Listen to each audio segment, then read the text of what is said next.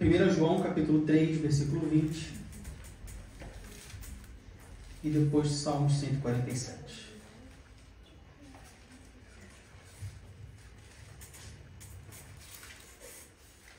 Aleluia. Obrigado, Senhor. 1 João capítulo 3, versículo 20 diz assim: sabendo que, se o nosso coração nos condena, maior é Deus do que o nosso coração e conhece todas as coisas. E agora Salmos capítulo 147, versículo 5. Salmos 147, versículo 5. Que diz assim: grande é o nosso Senhor e de grande poder, o seu entendimento é infinito. Aleluia. Podem se assentar. Aleluia. Meus irmãos, todos nós sabemos que o nosso Deus, o Deus que nós servimos, é um Deus onipotente, um Deus onipresente e um Deus onisciente. Aí a gente pode dizer amém? Amém. Todos confiam? Amém. Mas e se eu disser para você que tem 3 coisas que Deus não conhece? O nosso Deus é um Deus onipotente, é um Deus onipresente e é um Deus onisciente. Nós acabamos de ler em Salmos capítulo 147, versículo 5, que o seu entendimento é infinito, não tem fim, completo. Mas e se eu te disser que existem 3 coisas que Deus não conhece? Sobre isso que eu queria falar hoje. A onisciência de Deus, quando nós olhamos para esses 3 atributos de Deus, especificamente para a onisciência de Deus, nós vemos que é um tema muito complexo. E por algumas vezes, até mesmo, uma certa fonte de contradições. Por exemplo, se os irmãos abrirem suas Bíblias, em Gênesis capítulo 3, versículo 9, está escrito assim: e chamou o Senhor a Deus a Adão, e disse-lhe, onde estás? E aí você pode falar assim: mas Diego, nós acabamos de ler que o conhecimento de Deus é infinito. E nosso Deus é onisciente. Então por que Deus perguntou para Adão onde ele estava se ele já sabia onde Adão estava? Ou será que ele não sabia onde Adão estava e por isso perguntou onde Adão estava? Então, em alguns momentos, a onisciência de Deus nos faz questionar: se Deus sabe todas as coisas, por que ele pede ajuda humana? Por que ele pede informação a humanos? Ou até mesmo, se Deus conhece todas as coisas, quando isso é aplicado na minha liberdade, como que isso é aplicado na minha liberdade? Se ele conhece todas as coisas, então ele já sabe para onde eu vou quando eu morrer? Como que fica o meu livre-arbítrio? Como que fica a minha capacidade de escolha com Deus sabendo todas as coisas? Muitas vezes nós não questionamos isso. Se você não se questionou ainda, eu já me questionei isso mais de uma vez. Já vivi conflitos sobre isso. A onisciência de Deus em relação à minha liberdade, ao meu próprio livre-arbítrio, à minha capacidade de escolha e de poder de decisão. Bom, quando nós falamos sobre onisciência humana, sobre o conhecimento de Deus, teologicamente, o conhecimento de Deus possui algumas características. E eu queria aqui destacar 7 dessas características, para depois entrar nas 3 coisas que Deus não conhece. 3 coisas. A primeira característica do conhecimento de Deus, teologicamente falando, é que o conhecimento de Deus é arquétipo, ou seja, é um modelo. Deus ele conhece o universo, conhece toda a sua criação, anteriormente à sua existência, como a sua realidade. Ou seja, Deus ele criou todas as coisas. E por isso ele conhece. É um modelo de conhecimento. O que significa? O que é um conhecimento? O que é o conhecimento de Deus? É o conhecimento modelo, é o conhecimento padrão, é o conhecimento primeiro. A partir dele vieram outros conhecimentos. Mas Deus conheceu primeiro, porque ele é o Criador. Romanos capítulo 11, versículos 33 e 34, diz assim: ó profundidade das riquezas, tanto da sabedoria como da ciência de Deus. Quão insondáveis são os seus juízos e quão inescrutáveis os seus caminhos. Porque quem compreendeu a mente do Senhor, ou quem foi seu conselheiro? Então Deus, na sua onipotência, na sua onipresença, como ele é eterno, ele sempre existiu e tudo criou, o conhecimento de Deus é um conhecimento arquétipo, é um conhecimento modelo, é um conhecimento padrão, conhecimento básico, vamos dizer assim, de tudo. Não básico no sentido de profundidade, mas básico no sentido de amplitude. A segunda característica do conhecimento de Deus, tratando de onisciência de Deus, é que o conhecimento de Deus, ele é inato, ou seja, natural, congênito e, portanto, imediato. O que isso significa? Jó, capítulo 37, versículo 16, diz assim: Tens tu notícia do equilíbrio das grossas nuvens e das maravilhas daquele que é perfeito nos conhecimentos? Quando a gente lê o livro de Jó, a gente vê que Jó não chega a um certo momento que ele chega para Deus e ele faz várias perguntas para Deus. E aí Deus chega para Jó e fala assim: você quer me perguntar? Então agora quem vai te perguntar sou eu. E aí Deus pergunta: onde você estava quando eu fiz? Onde você estava quando isso aconteceu? Onde você estava? Enfim. Isso nos mostra que o conhecimento de Deus, a segunda característica do conhecimento de Deus, ou uma segunda característica do conhecimento de Deus, é que o conhecimento de Deus é inato, é congênito. Nasceu com ele. Mas Deus não nasceu, ele sempre existiu. Pois bem, por isso que o conhecimento, a segunda característica do conhecimento de Deus é que é um conhecimento imediato. Ele conhece. Como que ele conhece? Porque ele conhece. É dele.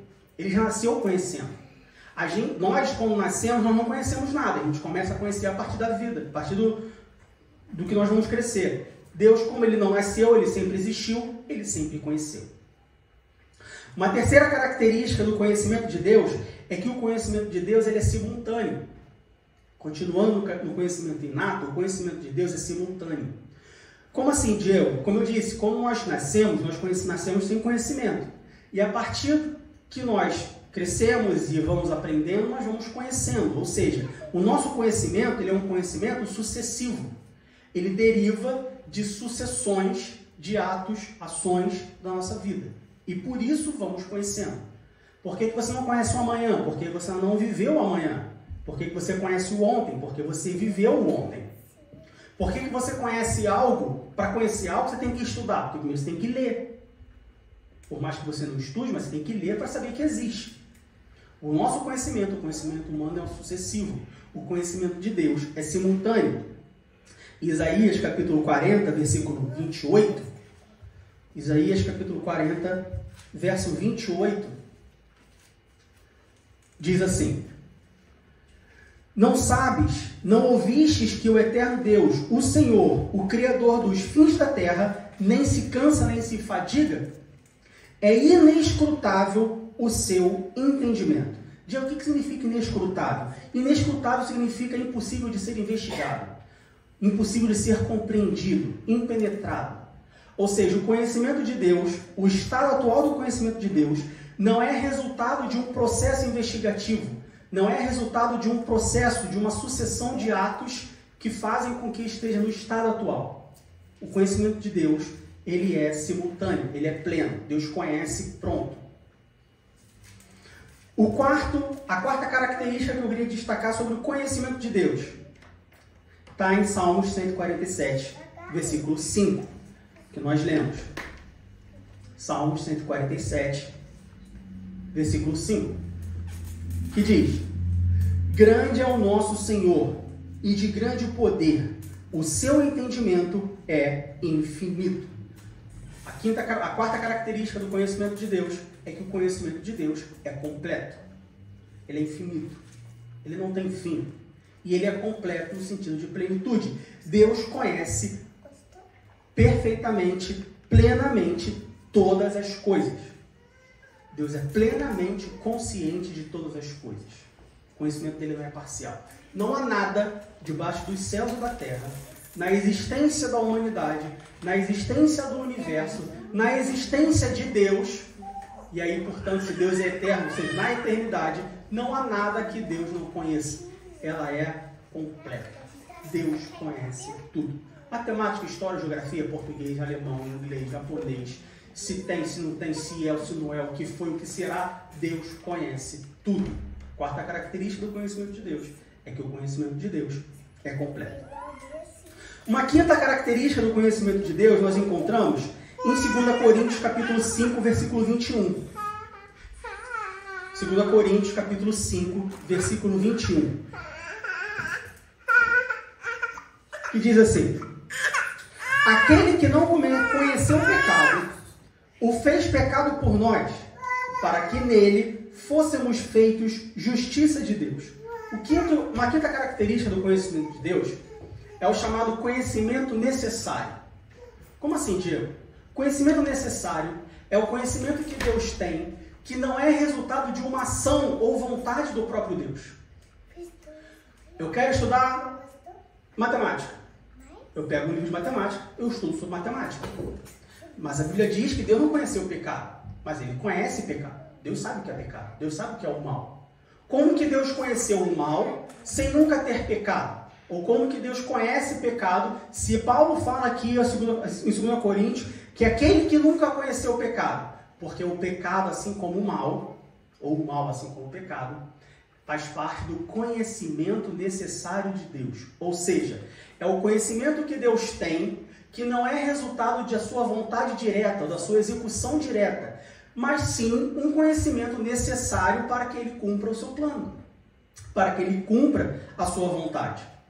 Ou seja, Deus ele nunca pecou, mas Ele conhece o pecado. Porque Ele precisa conhecer o pecado porque o homem pecou. Então não é que Deus criou o pecado, que Deus criou o mal. Não, Deus criou o bem. Mas porque o homem escolheu a ausência de bem, a ausência do bem, o homem conheceu o mal. O homem conheceu o pecado. Então Deus ele precisa conhecer o pecado porque o homem pecou, embora ele nunca tenha pecado. É o conhecimento necessário de Deus. Esse conhecimento ele é gerado pela intimidade. Abra sua Bíblia. Esse conhecimento ele não é gerado pela intimidade. Abra sua Bíblia em Filipenses capítulo 3, do verso 7 ao verso 12. E eu vou ler o texto, apenas uma citação da passagem. Se os irmãos quiserem, depois os irmãos podem ler com mais calma em casa. Mas Filipenses capítulo 3, do verso 7 ao verso 12, diz assim: mas o que para mim era ganho, reputei-o perda por Cristo. E na verdade, tenho também por perda todas as coisas pela excelência do conhecimento de Cristo Jesus, meu Senhor, pelo qual sofri a perda de todas estas coisas, e as considero como escória para que possas ganhar a Cristo.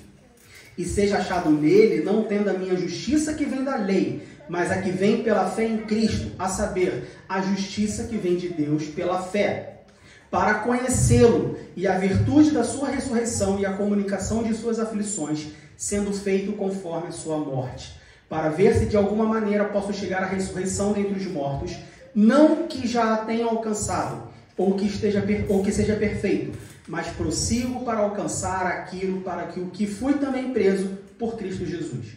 A semelhança entre esse texto em Filipenses e o texto que nós lemos em 2 Coríntios é o verbo conhecer. Esse verbo conhecer no grego é ginosco, que significa conhecer pela intimidade. Ou seja, o conhecimento necessário de Deus é um conhecimento que ele tem não pela intimidade dele. O apóstolo Paulo, quando ele fala sobre conhecer a Cristo, ele fala conhecer de intimidade. Conhece porque é íntimo, porque é próximo. O conhecimento necessário de Deus é o conhecimento por necessidade. Ele precisa conhecer, não que ele tenha intimidade. Por isso que ele conhece o pecado sem nunca ter pecado. Por isso que ele conhece o mal sem nunca ter praticado o mal. Quinta característica. Uma sexta característica do conhecimento de Deus é a presciência de Deus. O que significa presciência? O conhecimento prévio. O conhecimento de antemão. E aí, quando nós vamos para 1 Samuel capítulo 23, versículo 12. 1 Samuel capítulo 23, versículo 12. Nós encontramos assim: disse mais Davi: entregar-me-ão aos cidadãos de Keila, a mim e aos meus homens, nas mãos de Saul? E disse o Senhor: entregarão. Davi pergunta para Deus: vem cá, eles vão me entregar na mão de Saul? Deus fala: vão te entregar. Conhecimento prévio não tinha acontecido ainda, mas Deus já conhecia. É a presciência de Deus. Deus conhece o que ainda vai acontecer. Ainda em Jeremias capítulo 38, do verso 17 ao verso 20. Jeremias, capítulo 38, do verso 17 ao verso 20. 18, desculpa. Do verso 18 ao verso 20. Mas, se não saíres aos príncipes do rei da Babilônia, então será entregue esta cidade na mão dos caldeus, e queimá-la-ão a fogo, e tu não escaparás da mão deles. E disse o rei Zedequias a Jeremias: receio-me dos judeus que se passaram para os caldeus, que estes me entreguem na mão deles e escarneçam de mim. E disse Jeremias: não te entregarão, ouve, peço-te a voz do Senhor, conforme a qual eu te falo, e bem te irá e viverá a tua alma. Quando Deus fala para Zedequias, Deus não está falando, olha, se você não sair, eu vou fazer acontecer. Não, Deus está falando, olha, sai porque vai acontecer. É a presciência de Deus. É uma sexta característica do conhecimento de Deus, a presciência. É acontecer algo que ainda vai acontecer. Por quê? Porque existem regras. Porque existem leis, existem causas e condições, e essas causas e condições, elas são definidas, elas vão acontecer, você querendo ou não. Então, existem coisas que já estão programadas para acontecer. Existem coisas que acontecem porque acontecem. E Deus sabe dessas coisas que acontecem. E por misericórdia, Ele avisa aos seus filhos, olha, vai acontecer. Ó, sai dessa cadeira e senta naquela ali, porque a lâmpada vai cair aqui em cima de você. Mas como que Deus sabe? Porque Ele sabe. Porque no conhecimento de Deus existe uma sexta característica do conhecimento de Deus, é a presciência de Deus. Ele sabe antes que vai acontecer. E por incrível que pareça, a presciência de Deus é muito mais do que saber o que vai acontecer no futuro. Porque às vezes a gente tem a ideia de que a presciência de Deus é a mesma coisa de um vidente. Ah, sabe que vai acontecer porque sabe que vai acontecer. Ah, Deus sabe quem vai ganhar a Copa do Mundo. Deus sabe quem vai ser o presidente eleito, porque Deus sabe aonde que eu vou passar um novo. Não, não é só isso. Isso inclui, por exemplo, a escolha efetiva do homem. Números capítulo 16, versículo 5. Números capítulo 16, versículo 5. E aí nós entramos um pouco do livre-arbítrio e da capacidade de escolha do próprio ser humano. Números capítulo 16, versículo 5, diz assim: e falou a Coré e a toda a sua congregação, dizendo: amanhã pela manhã o Senhor fará saber quem é seu e quem é o santo que ele fará chegar a si, e aquele a quem escolher fará chegar a si. Ainda em 1 Pedro capítulo 1, versículo 2, 1 Pedro capítulo 1, versículo 2, Pedro diz assim: eleitos segundo a presciência de Deus, Pai, em santificação do Espírito, para a desobediência e aspersão para a obediência e aspersão do sangue de Jesus Cristo. Graça e paz vos seja multiplicada. Sabe a diferença entre a presciência de Deus de Números e Pedro para de Samuel e Jeremias? Samuel e Jeremias, a gente está falando da presciência de Deus como algo que vai acontecer, não importa o que. E Deus conhece o futuro e por isso Ele avisa. A presciência de Deus em Números em 1 Pedro, em que Deus faria se revelar aquele fiel, ou em 1 Pedro, quando Pedro fala, eleitos segundo a presciência de Deus Pai, tem respeito com a liberdade humana. Deus, Ele conhece o que vai acontecer, porque Ele conhece Ele conhece os atos, o caráter, a forma de pensar e a forma de agir dos homens. E porque Ele conhece o caráter do homem, Ele sabe o que o homem vai fazer e sabe como vai ser. Então, quando Pedro fala assim, porque a eleição, 1 Pedro, capítulo 1, versículo 2, eleitos segundo a presciência de Deus Pai. Não é que Deus sabe, de certa forma Deus sabe se você vai ou não servir a Ele. Mas não que Ele sabe, da mesma forma como Ele sabe, se amanhã vai chover ou se vai fazer sol. Ele sabe porque Ele te conhece, Ele conhece o seu caráter, Ele conhece o seu coração, Ele conhece o que te motiva, e porque Ele conhece tudo isso, Ele sabe que o resultado das suas ações vai ser adorar a Ele. Ele sabe que o resultado das suas ações vai ser servir a Ele. É uma outra característica, que envolve a liberdade. E aí é interessante como que nós, seres humanos, e a gente vê isso todo dia, principalmente no mundo moderno, nos dias atuais, nós vemos que muitas pessoas elas prezam por ser livres, por serem libertos, por terem liberdade.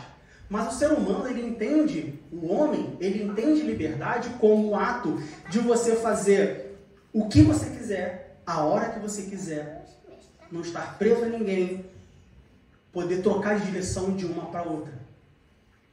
Isso é uma mentira contada por Satanás. A liberdade humana não significa você fazer o que você quer na hora que você quer. A liberdade humana não significa você agir da forma como você quer. Isso não é liberdade. Sabe por que isso não é liberdade? Abra sua Bíblia em João capítulo 8, versículo 32.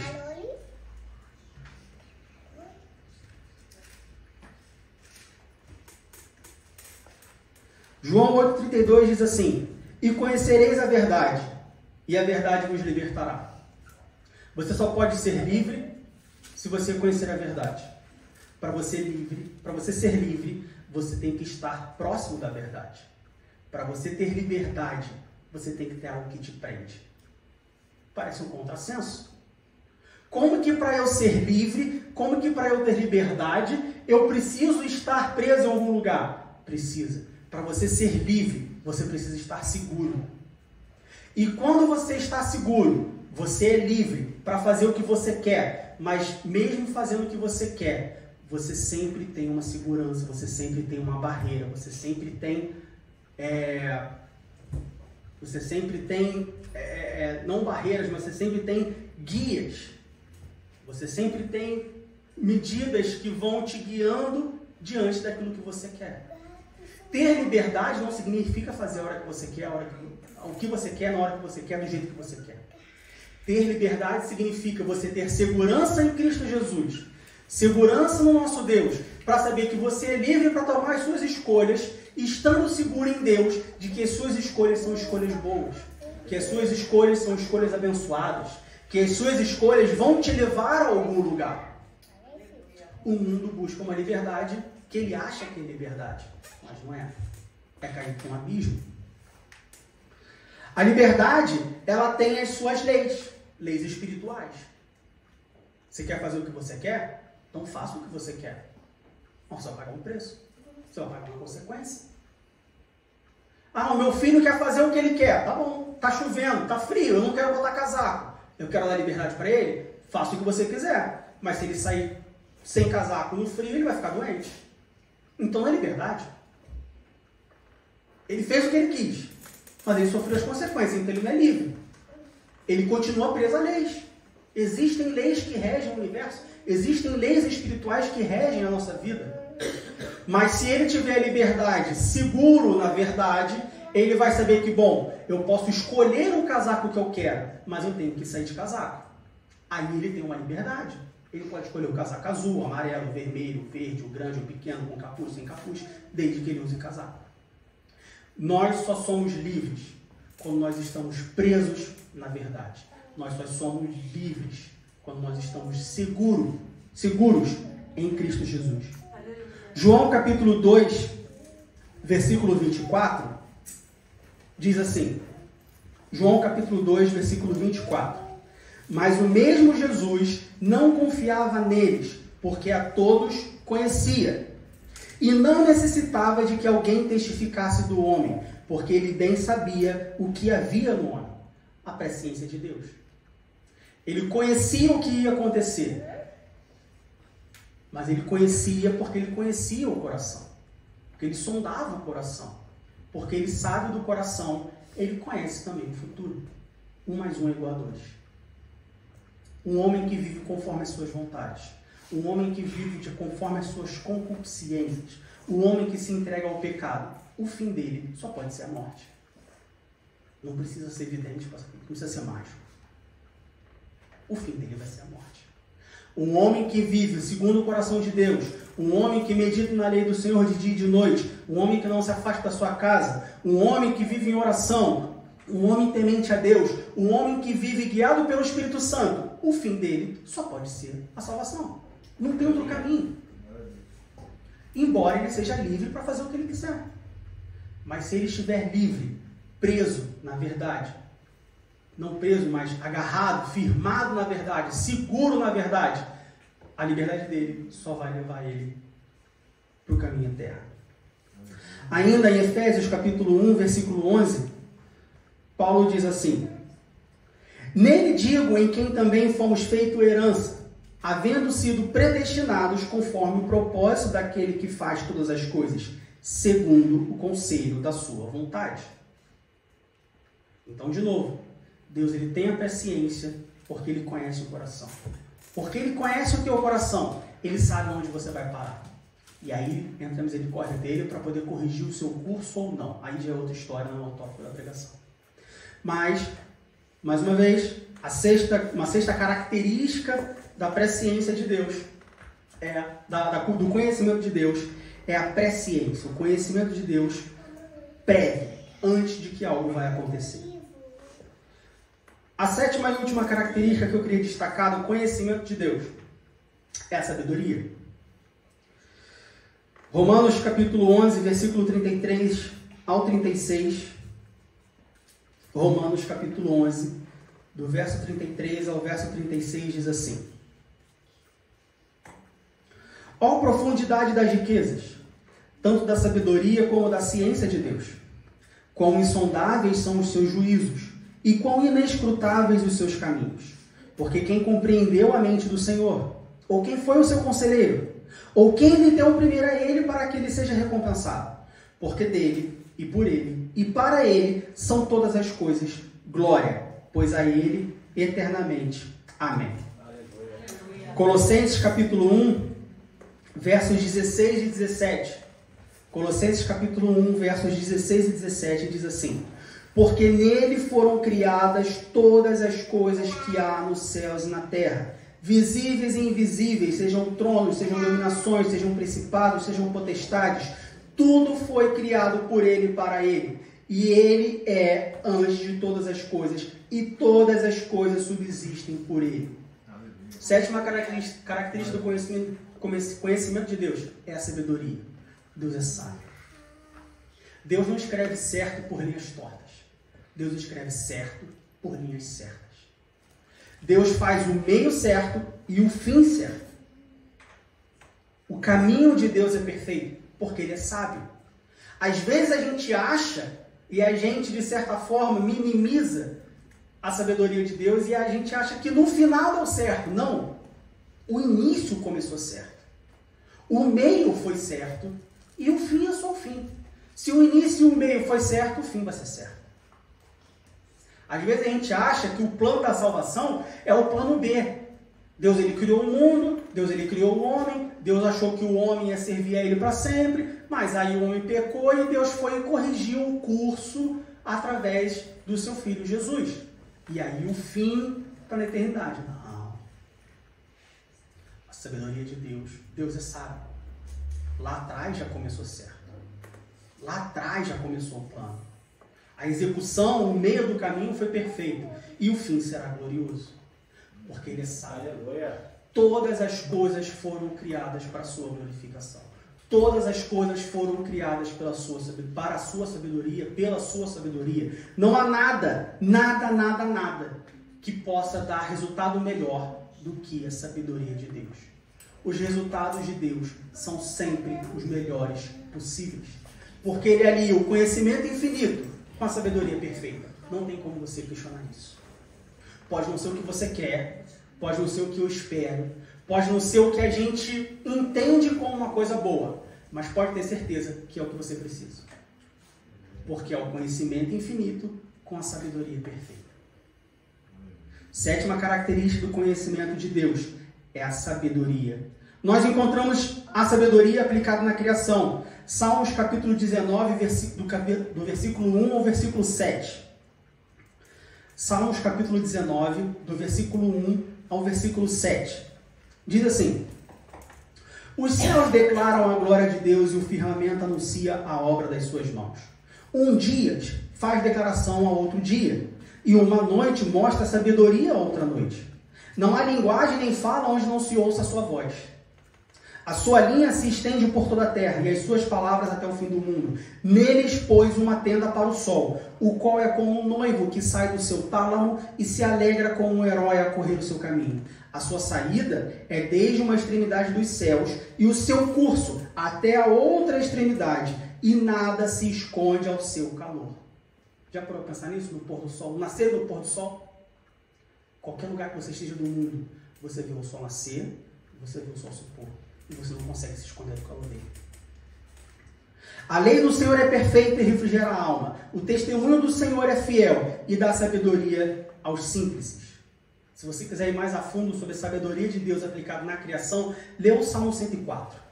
Ele é maravilhoso. Se você ler o Salmo 104 e achar que o mundo veio da explosão de um meteoro, olha, eu não sei o que eu faço.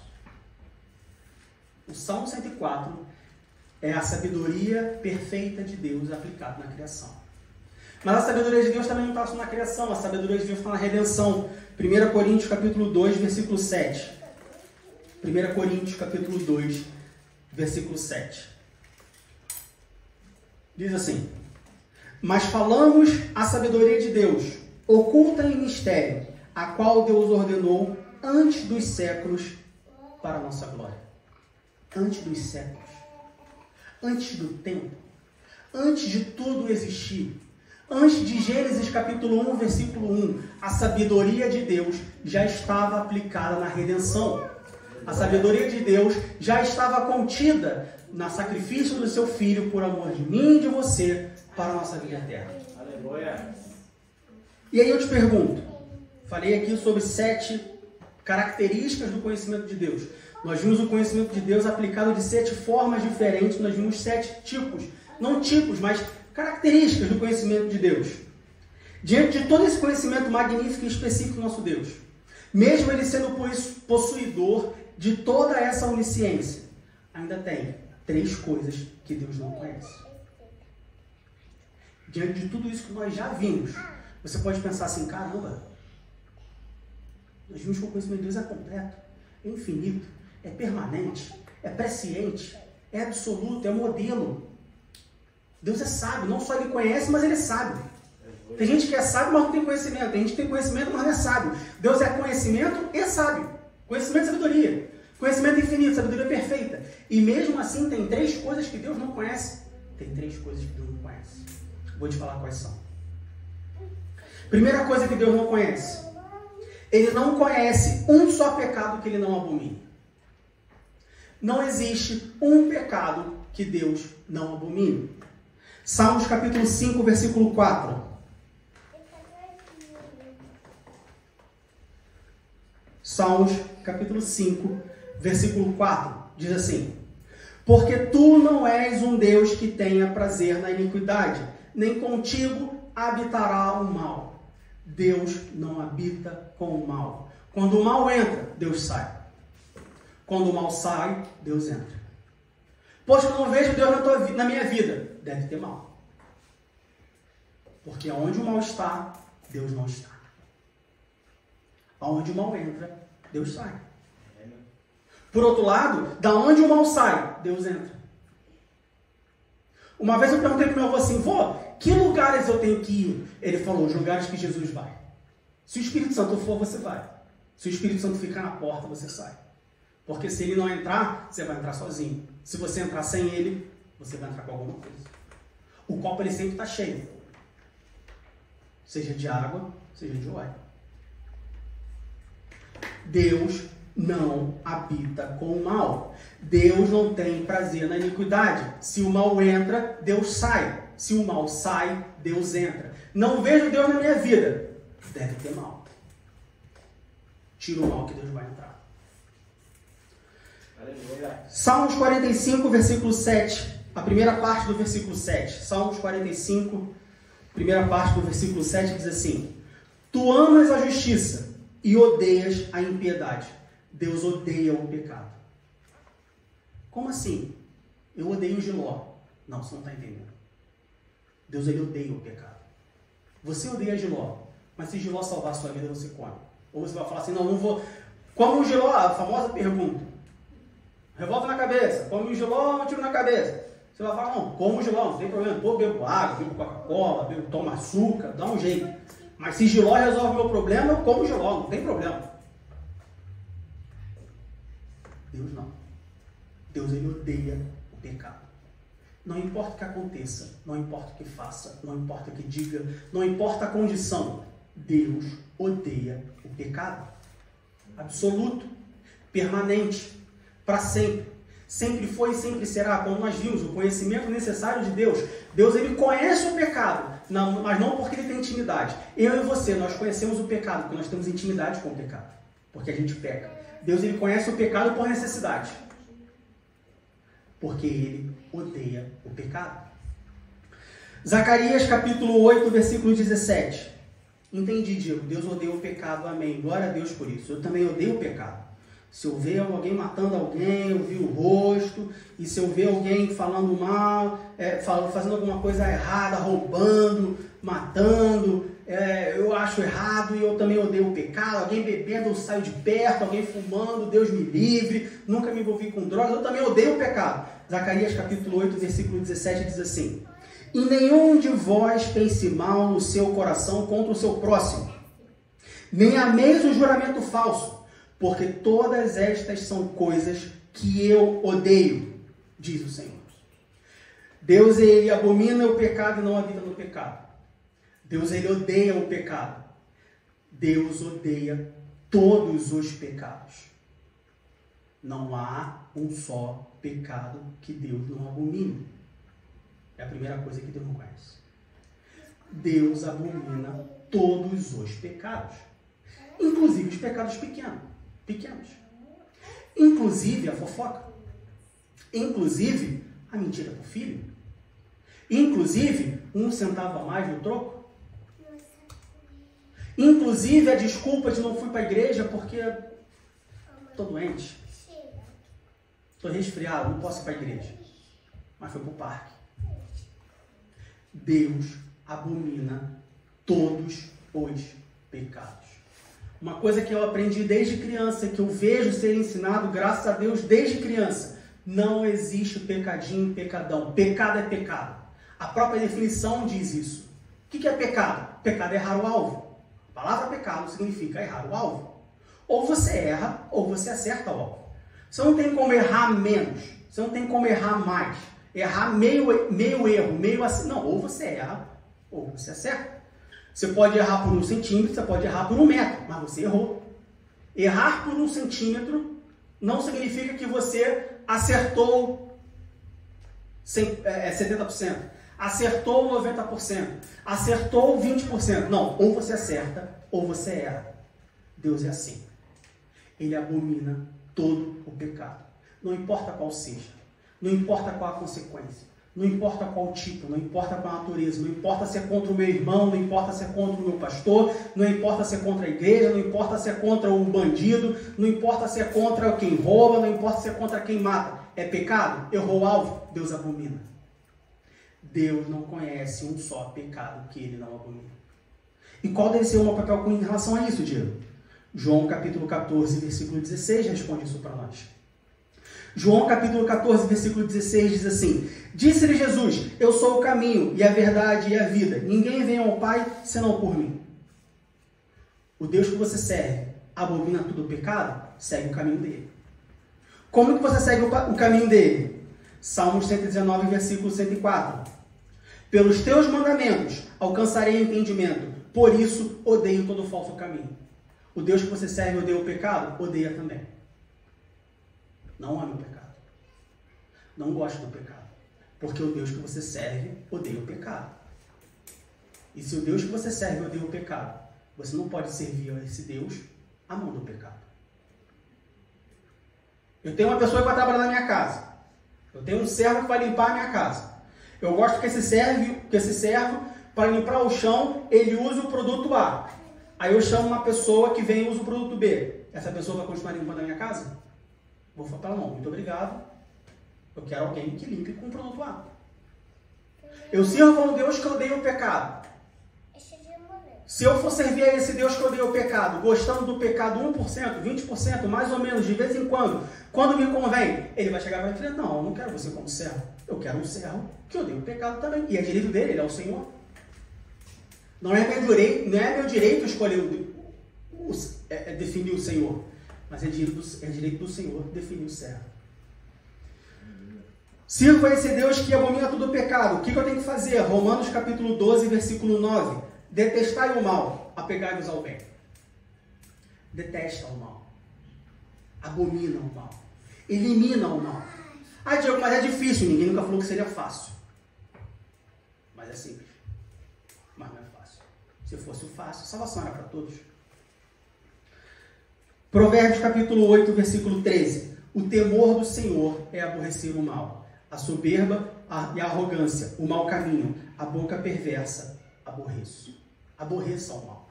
Como assim aborrecer o mal? O mal está ali, você vai para lá. O mal está lá, você vai para cá. O mal está surgindo, você abafa o mal. Melhor coisa que você tem, começou uma fofoca, é mesmo, é legal, muda de assunto. É maravilhoso quando você vê a cara da pessoa que vem fazer uma fofoca. Caramba, Diego, tá sabendo? Poxa, fulano falou isso. É mesmo? Caramba, tu viu o jogo ontem da seleção? Caramba, Neymar marcou um gol, né? É maravilhoso você ver a cara da pessoa. Chega a ser sádico. Você vê a cara da pessoa, né? Assim, a pessoa vai ficar triste. Que ela quis começar alguma coisa, tu falar e botou fogo. Acabou. Essa pessoa sabe que ela nunca mais vai chegar pra você. Pode ter certeza. Se você parar uma fofoca na hora, mas tem que parar na hora, né? Tá, vai, conta aí. Aí a pessoa conta, aí depois você fala, mano, pode fofocar. Não, aí tem que cuidar da curiosidade. Mas começou uma fofoca, você já corre, você pode ter certeza, essa pessoa nunca vai chegar para você de novo. E se fizer a segunda, não faz a terceira. Fica envergonhado. Primeira coisa que Deus não conhece. Deus não conhece um só pecado que Ele não abomine. Para nós servirmos esse Deus, nós também temos que seguir o caminho. Ou seja, abominar todo e qualquer pecado. Mas eu falei que tinham 3 coisas que Deus não conhece. A segunda coisa que Deus não conhece um só pecador que Ele não ama. Aleluia. Como assim, Diego? Deus não conhece um só pecador que Ele não ama. Poxa, mas o meu vizinho roubou 3 galinhas da fazenda. Ele pecou. Mas Deus ama ele. Poxa, mas eu ouvi falar de um cara que matou 3 pessoas, a sangue frio. Esse homem pecou. Provavelmente está preso. Mas Deus ama ele. Poxa, mas Adolf Hitler matou milhões de judeus. Matou. O que ele fez foi, sim, terrível. Maior da história da humanidade. Foi. Mas Deus amou ele. Não há um só pecado que Deus não ama. Quando você julga um pecador e você se coloca em escala de comparação com esse pecador e acha que Deus ama mais a você do que a ele, você está sendo hipócrita. Você está sendo... Você está mentindo para você. Você está sendo soberbo. Por que o seu pecado é maior ou menor do que o outro? Nós já vimos que a primeira coisa que Deus não conhece, Ele não conhece um só pecado que Ele abomine. E Ele não conhece um só pecador que Ele não ame. Deus ama todos os pecadores.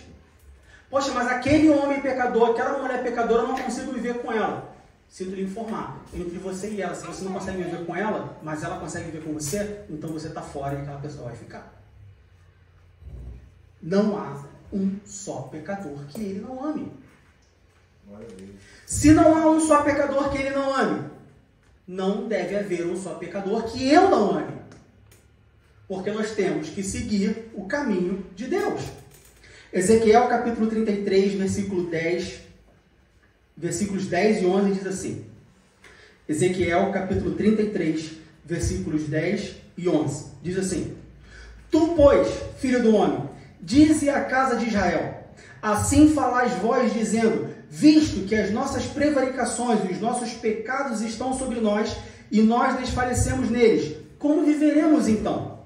Dize-lhes, Vivo eu, diz o Senhor Jeová, que não tenho prazer na morte do ímpio, mas em que o ímpio se converta no seu caminho e viva. Convertei-vos dos vossos maus caminhos, pois por que razão morrereis, ó casa de Israel? Deus ama todos os pecadores, os que se rebelaram com ele ou não, e deseja que eles vivam. Deus quer que todos os pecadores se convertam e salvos, juntos, vivam com ele na eternidade. Quem não quer é você. Quem não quer sou eu. Quem faz acepção de pessoas e coloca uma pessoa no inferno sou eu. Eu digo, para aquela pessoa não tem salvação. Eu digo, o crime foi muito bárbaro. Eu digo, essa pessoa não tem coração. Essa pessoa não tem jeito. Mas Deus não conhece um só pecador que ele não ame. E a todos os pecadores, ele deseja que se convertam aos seus maus caminhos, entreguem a sua vida a ele e vivam com ele na eternidade. Aleluia. 1 Timóteo capítulo 2, versículos 3 e 4 diz assim: porque isto é bom e agradável diante de Deus, nosso Salvador, que quer que todos os homens se salvem e venham ao conhecimento da verdade. Todos. Deus quer que todos os homens se salvem. Por quê? Porque não há um só pecador que Deus não ame. 2 Pedro capítulo 3, versículo 9.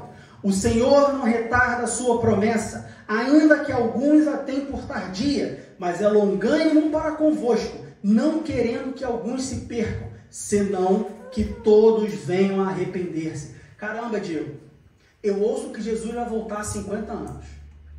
A minha avó já ouvia isso. Ela viveu 100. O meu bisavô já ouvia isso. Ele viveu 200. Tem 2000 anos que Jesus fala que vai voltar e ele nunca volta. Ele está atrasado, não é possível, não. Sabe por que ele não voltou ainda? Porque Deus ama todos os pecadores e ele quer que todos se salvem. Se salvem.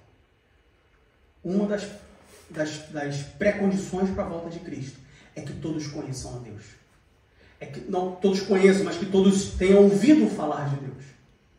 Senão é injusto e Deus não é injusto. Não há um só pecador que Deus não ame. E sabe qual é a maior prova disso? A maior prova de que não há um só pecador que Deus não ame. A maior prova de que Deus quer que todos, sem exceção, todos se salvem, foi Deus sacrificar o seu único filho. A vontade de Deus que todos os pecadores se salvem foi tão grande. O desejo no coração de Deus que a salvação viesse para todos, que não morresse uma pessoa sequer sem salvação, foi tão grande, que só existia um jeito do mundo ter salvação: o sacrifício do seu filho. Só existia um jeito. Mas a vontade de Deus era tão grande que ele falou: é esse preço que eu pago? É esse preço que eu pago. Jesus, por favor, vá lá e morre. A vontade de Deus que os pecadores se salvem, a vontade de Deus que eu e você fôssemos salvos, é tão grande que ele enviou o seu único filho. Romanos capítulo 5, versículo 8 diz assim: mas Deus prova o seu amor para conosco, em que Cristo morreu por nós, sendo nós ainda pecadores. Eu já falei isso aqui. Deus não morreu por você dentro da igreja. Deus não morreu por você aqui cantando, tocando, pregando, ensinando. Deus não morreu por mim, o Diego, presbítero, que ensina na escola dominical e prega na Santa Ceia. Deus morreu por mim quando eu era pecador. Deus morreu por mim quando ele não sabia ainda se eu ia me salvar ou não. Deus morreu por mim, Jesus morreu por mim antes de eu nascer. Ele já tinha morrido por mim. Ou seja, foi um tiro no escuro, se você quiser colocar assim. Deus não sabia, mas era a única chance. Deus não sabia, mas era a única forma.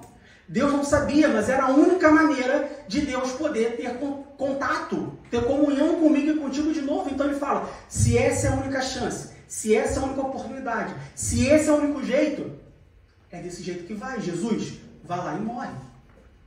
1 João capítulo 4, versículo 10. Nisto está o amor, não em que nós tenhamos amado a Deus, mas em que Ele nos amou e enviou seu Filho para a propiciação pelos nossos pecados. E por fim, João capítulo 3, versículo 16. Porque Deus amou o mundo de tal maneira que deu o seu Filho unigênito, para que todo aquele que nele crê não pereça, mas tenha a vida eterna. Aleluia. Deus não conhece um só pecador que ele não ama. Foi assim comigo, foi assim com você, é assim com o nosso vizinho. Deus ama a todos os pecadores. Você pode ter certeza, por mais pecador que você seja, por mais cruel que tenha sido o seu pecado, por mais triste que tenha sido o seu pecado, por mais fundo que você esteja na lama do pecado, se você se arrepender, se chegar a Deus, Ele te ama a ponto de entregar Jesus, seu único filho, só para te salvar. Não importa qual seja o seu pecado. Não importa qual tenha sido o seu passado. Deus não quer saber o teu passado. Ele quer saber o teu futuro. Quem quer saber o teu passado é o diabo. Mas Deus quer saber o teu futuro. Não importa quão fundo você esteja. Deus te ama a ponto de entregar o seu filho. Só para te salvar. Só para ter você para sempre com Ele. Só para Ele poder, durante toda a eternidade. E aí a gente não tem a capacidade de, por mais que você tente, a gente não tem a capacidade, o intelecto humano não consegue conceber a eternidade. Mas Ele entregou o seu único filho, só para durante toda a eternidade Ele poder chegar para você e falar assim: Diego, e aí, como é que tá? Ô Diego, vem aqui, um abraço. Fala comigo, Diego. A Bíblia fala que Deus ia conversar com Adão no Jardim do Éden. Deus ia conversar com Adão, Deus tem prazer no relacionamento com o homem. Ele entregou o seu único filho para poder ter isso. Por quê? Porque não há um só pecador que Deus... Não há só um pecador que Deus não ama. Terceira razão, eu falei que são 3 coisas que Deus não conhece. Terceira coisa que Deus não conhece. Primeira coisa, Deus não conhece um só pecado que Ele não abomine. Deus não conhece um só pecador que Ele não ame. Terceira coisa que Deus não conhece. Deus não conhece uma só razão para você não estar perto dele. Não tem razão. Aleluia. Deus não conhece um só pecado que Ele não abomine. Deus não conhece um só pecador que Ele não ame. E Deus não conhece uma só razão para você não estar perto dele. Não tem motivo. Diego, você não conhece a minha vida. Diego, você não sabe quem eu sou. Diego, é a primeira vez que você me vê. Eu tenho vários motivos para não estar na igreja. Eu tenho outros vários motivos para não dedicar a minha vida a Deus. Eu tenho mais 1 milhão de motivos para não firmar um compromisso forte com Deus. Você não sabe do meu passado, você não sabe de onde eu veio, você não sabe o que eu tenho, a minha vida era assim, a minha vida era assado, o meu passado era esse, o meu histórico era não sei o quê, porque eu tenho um trauma disso, eu tenho um trauma daquilo, eu preciso me tratar.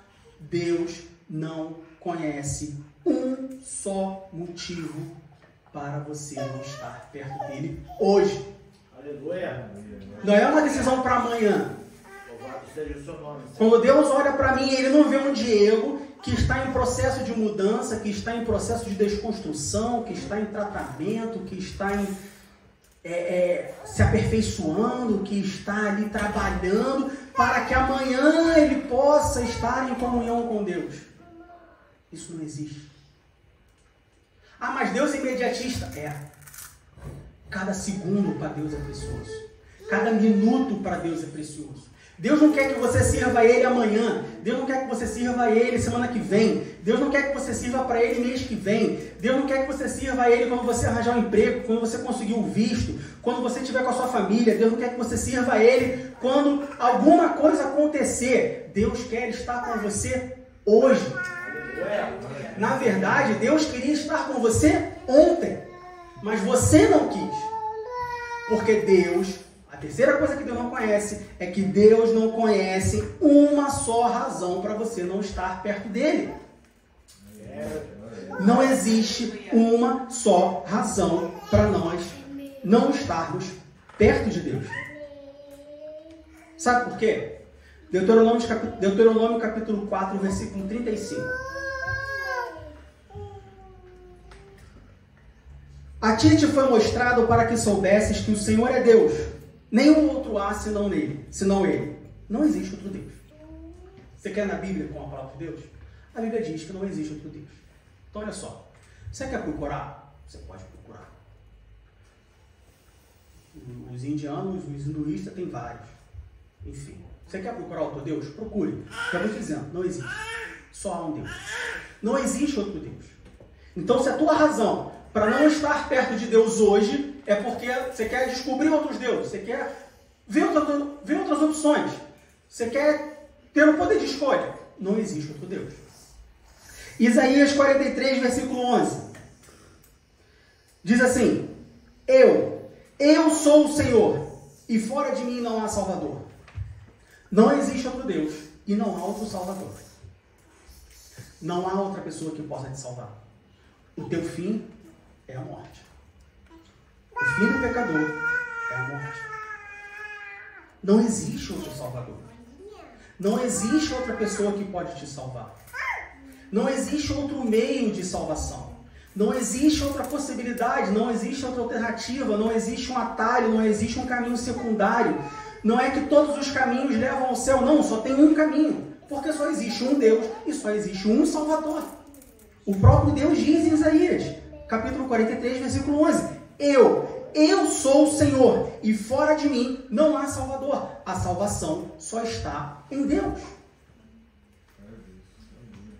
Aleluia. Isaías capítulo 45, versículos 5 e 6, diz assim: Eu sou o Senhor, e não há outro fora de mim. Não há Deus, eu te cingirei, ainda que tu me não conheças, para que se saiba desde a nascente do sol e desde o poente que fora de mim não há outro. Eu sou o Senhor e não há outro.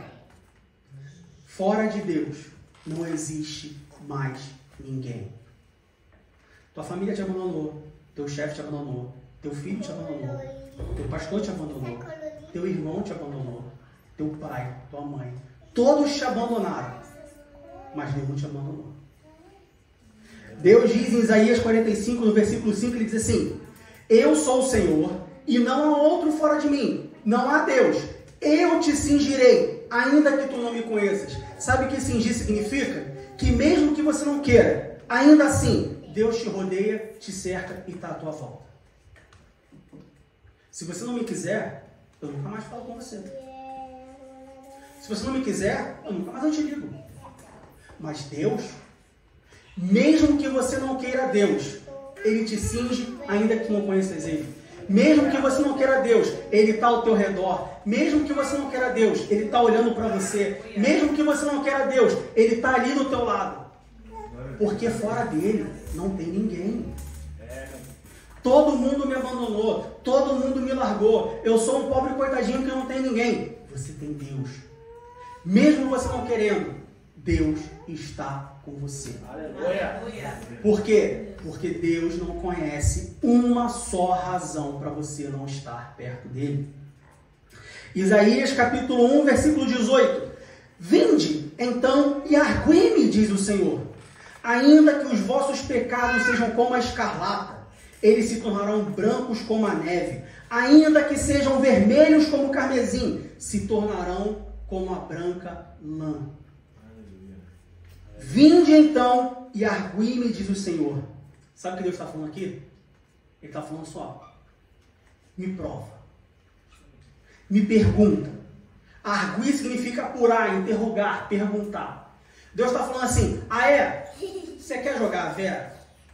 É para ver quem tem bala para vender? Então senta aqui, me pergunta o que você quer, me diz o que tu precisa, me testa, me prova, me investiga, me pergunta, porque não interessa o teu pecado, Aleluia. não interessa que ele vai ficar branco, não interessa o que tu fez, não interessa o que você não vai fazer, não interessa o que você gosta, interessa o que você vai gostar, não interessa onde você está, interessa para onde você vai. O próprio Deus diz: vem, vamos resolver. Deus hoje ele chega e fala assim: vamos resolver, meu amigo. Vamos resolver, meu irmão. O que está pegando? Sacode a poeira, vamos lá, qual é o teu problema? Imagina Deus sentado aqui falando assim: próximo, me diz, qual é o teu problema? Vamos resolver hoje. Meu Deus. 2 de outubro de 2022. Tu tá me dando desculpa, Tu tá falando que tá claro, tá falando que tá escuro, É. o problema é o preto, o problema é o branco, o problema é o azul, é o amarelo, é o vermelho. Tá bom, vem aqui, vamos resolver o problema. Qual é o teu problema? É, meu Deus. Qual é o seu problema, diz o Senhor nesta manhã. Argue-me, porque eu não conheço uma razão para você não estar comigo hoje. Não tem desculpa. Louvado seja o seu O nome. próprio Deus diz qual é o teu problema. Me diz que eu resolvo. E amanhã a gente está junto. E hoje a gente está junto, porque lá na cruz, quando o ladrão vira para Jesus, Jesus fala assim: ainda hoje estarás comigo no É, paraíso. meu Deus. Deus ele faz agora. Aleluia. Deus te chama para sentar, coloca as cartas na mesa, a gente resolve e tu sai daqui com ele. Aleluia. Não é amanhã, não é depois, é hoje. Deus é Deus de hoje, não é de amanhã, não é de semana que vem, é hoje. E ele está falando: argue-me, qual é o teu problema? Me diz que eu resolvo. É a família, eu resolvo. É o marido, eu resolvo. É a esposa, eu resolvo. É o trabalho, eu resolvo o trabalho. É a distância, eu resolvo a distância. O problema é você, eu resolvo você. Eu resolvo. Me diz qual é o teu problema. Deus fala nesta manhã: qual é o teu problema? Me diz que eu resolvo. Mas o que eu quero é ficar contigo. Porque Deus não conhece uma só razão para eu não estar com Ele. Louvado seja o seu nome, Senhor. Para nós terminarmos, Lucas capítulo 19, versículo 10. Muito obrigado, Senhor. Lucas capítulo 19, versículo 10. Se você ainda acha que tem alguma razão para você não estar perto de Deus hoje, para você não firmar um compromisso com Deus hoje, para você não servir, começar a servir esse Deus hoje. Ah, Diego, mas eu já sirvo. Serve mesmo? Serve mesmo? É, meu Deus. Dobra o teu joelho. Coloca a mão na consciência. Serve mesmo? Será que Deus pode chegar para você? Ou chegar perante Satanás e fazer igual fez com Jó? Isso aí. Que nós ouvimos na semana passada. Será que Deus pode chegar e falar assim: tá vendo aí o meu servo Diego? É, Ele me Senhor. adora. Tem misericórdia. Ele me serve. Tá vendo aí, ó? A Bíblia diz que Satanás estava lá e Deus chegou para Satanás e falou assim, ó: tá vendo aí, ó? Me serve. Deus pode falar isso de mim? Deus pode falar isso de você? Não pode? Então chama Deus. Não existe uma razão. Lucas capítulo 19, versículo 10 diz assim. Lucas 19, 10 diz: porque o Filho do Homem veio buscar e salvar o que se havia perdido. Sabe o que isso significa? Nós estávamos perdidos. Nós estávamos condenados. Nós estávamos mortos, porque a Bíblia diz que longe de Deus não há vida. Aí, Deus vai, desce do trono da sua glória. Deus desce, Deus sai de um lugar onde ele só recebia honra e louvor. Deus se levanta do seu trono no lugar onde toda a sua criação o adorava.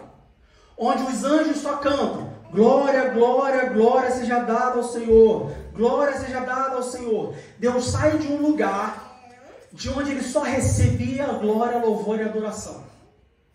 Sabe para quê? Para te buscar. É, meu Deus. Muito obrigado. Sabe para quê? Para me salvar. Aleluia. Deus podia muito bem falar assim: Jesus, vai lá, eu vou ficar aqui. Jesus, vai lá e resolve. Quem quiser, quem queira. Quem não quiser também, paciência. Não deu nada a ninguém. Foi tu que começou a briga, não fui eu. Foi você que não me quis. Criei tudo para você e você abandonou. Então, quer saber? Se vira, amigo. Dá teu jeito. Eu que não vou sair daqui mais, não. Lucas capítulo 19, versículo 10. Porque o Filho do Homem veio buscar e salvar o que se havia perdido. Aleluia. Deus deixou o seu lugar de honra. Deus deixou o seu lugar de adoração. Deus deixou o seu trono de glória para vir aqui te salvar e me salvar. Louvado seja o seu nome. Se você precisa de mais alguma razão, É, eu só oro pela sua vida. Deus, ele quer. Quem não quer é você. Deus, ele quer. Quem não quer sou eu. Nós vimos aqui 5 motivos, 5 razões, 5 indícios de que não há motivos para estar longe de Deus. Louvado seja Não há nenhum lugar melhor do que estar perto de Deus. Só há um Deus.